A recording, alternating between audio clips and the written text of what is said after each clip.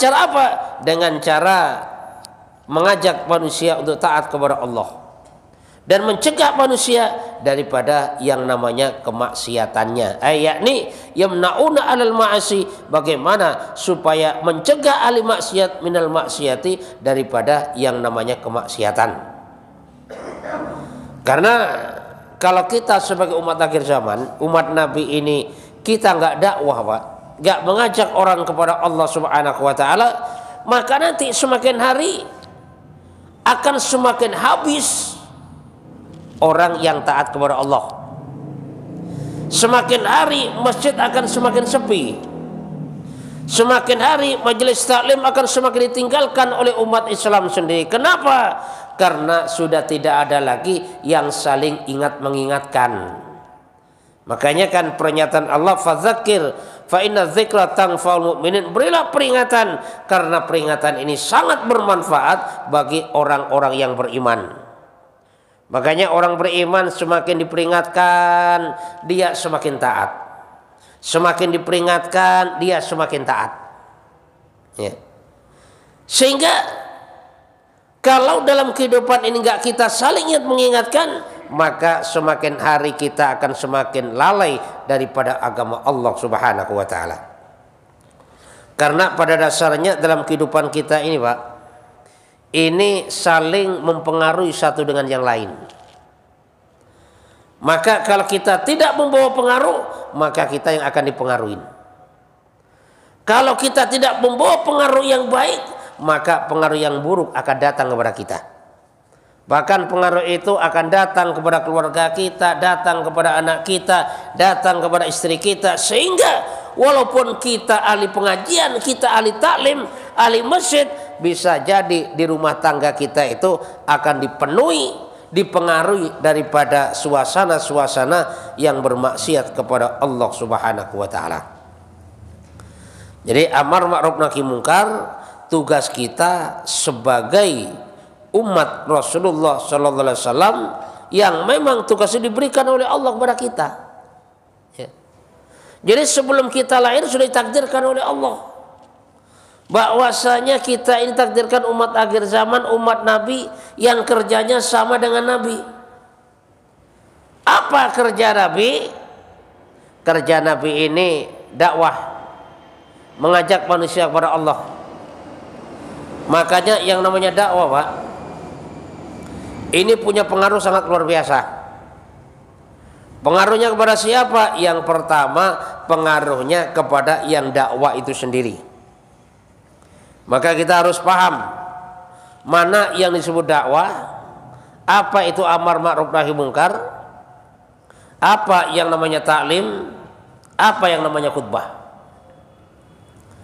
Kalau taklim ini harus orang alim, orang berilmu. Kenapa? Mengajarkan ilmu. Kalau khutbah ini harus orang yang wawasan luas untuk ceramah. Karena kalau nggak wawasan luas, nggak biasa ngomong, nggak pintar ngomong, nanti bisa-bisa nggak bisa ngomong di depan orang. Lah kalau amar ma'ruf nahi mungkar, amar ma'ruf ini bisa dilakukan di mana saja. Ana mempengaruhi orang kepada kebaikan, mengajak orang kepada kebaikan, mencegah daripada kemungkaran. Tabligh, apa tabligh? Tabligh itu menyampaikan. Menyampaikan apa? Menyampaikan pesan Allah dan pesan Rasul. Apa yang datang daripada Allah, apa yang datang daripada Rasul, itu kita sampaikan. Makanya kalau menyampaikan, Pak, yang jelas apa yang kita dengar. Kita dari pengajian, kita dengar pentingnya sholat berjamaah, kita pulang ketemu keluarga, ketemu teman, kita sampaikan apa yang kita dapat dari masjid. Boleh jadi, Pak, saya tadi dari masjid ikut taklim, dan taklim tadi bicara tentang pentingnya sholat berjamaah. Yuk sama-sama yuk kita sholat berjamaah, kita makmurkan masjid kita. Karena kelihatannya masjid kita ini semakin hari semakin sepi. Anak muda jarang yang di masjid. Yang di masjid sudah tua-tua, itu pun gak betah lama. Perlu kita sampaikan yang demikian. Kenapa? Ini kewajiban kita. menyampaikan. Makanya Rasulullah SAW di saat haji wada dengan pidato yang sangat panjang, di antaranya pidato Nabi, falyuballigh minkum syahid al-ghaib, yang datang pada hari ini punya kewajiban menyampaikan kepada yang tidak datang. Makanya pada saat itu Pak, kita nggak datang Pak. Yang datang siapa? Yang datang para sahabat Nabi. Sehingga setelah haji wada, para sahabat Nabi ini paham, sehingga mereka bertebaran ke seluruh alam. Ada yang ke Turki, ada yang ke Yaman, ada yang ke Cina. Seluruh alam bertebaran. Tujuannya apa? Tujuannya menyampaikan pesan daripada Rasulullah SAW yang berupa agama Allah Subhanahu wa Ta'ala. Bahkan mereka ada yang sampai nggak pulang, ada yang berangkat anaknya masih kecil, pulang-pulang anaknya sudah tua, ada sahabat semacam itu. Bahkan kuburan sahabat ini bertebaran kemana, di mana-mana seluruh dunia.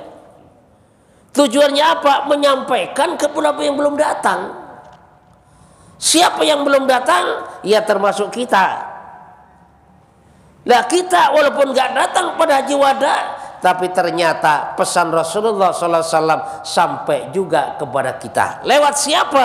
Yang jelas lewat orang-orang yang mau berjuang kurban untuk agama Allah Subhanahu wa Ta'ala.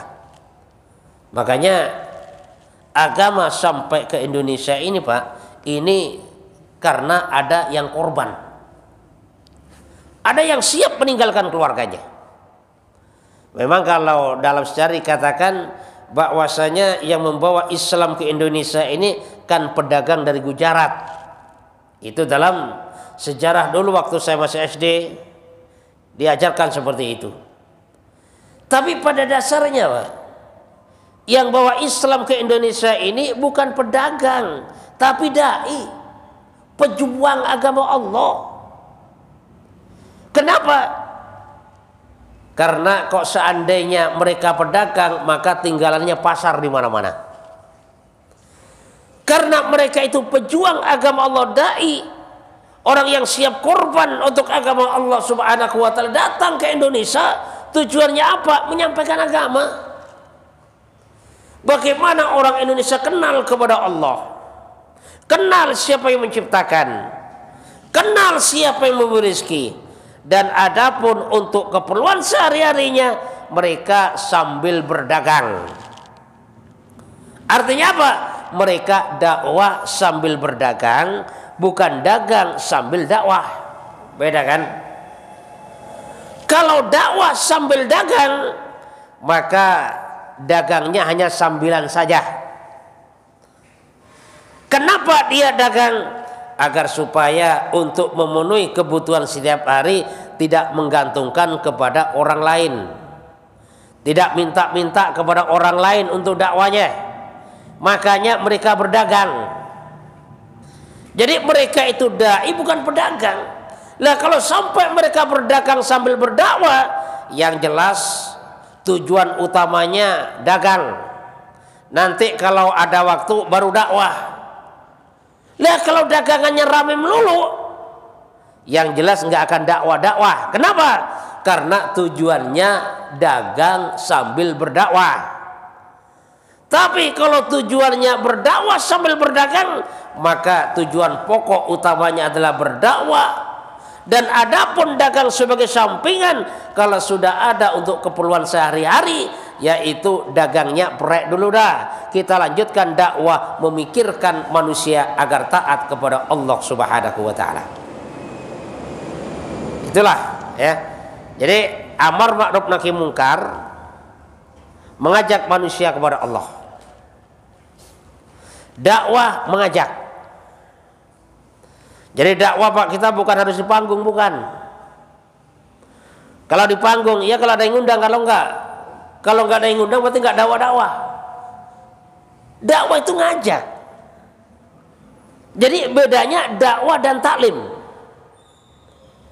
Kalau dakwah ini ya'ti wala yu'ta, datang dan tidak didatangin, itu dakwah itu. Tapi kalau taklim, yu'ta, didatangin.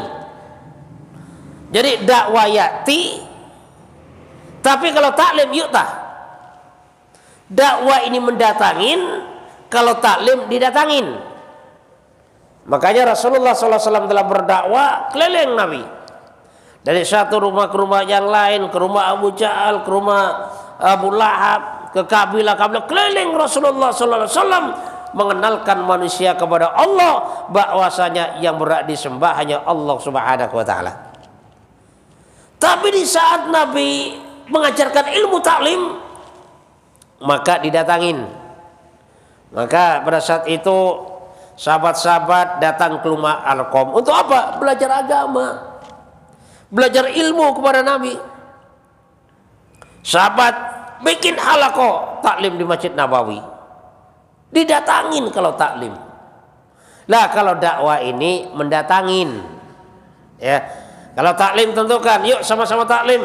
Nah, makanya datang ke masjid atau datang ke rumah ulama kita taklim. Tapi kalau dakwah, ulama yang mendatangin.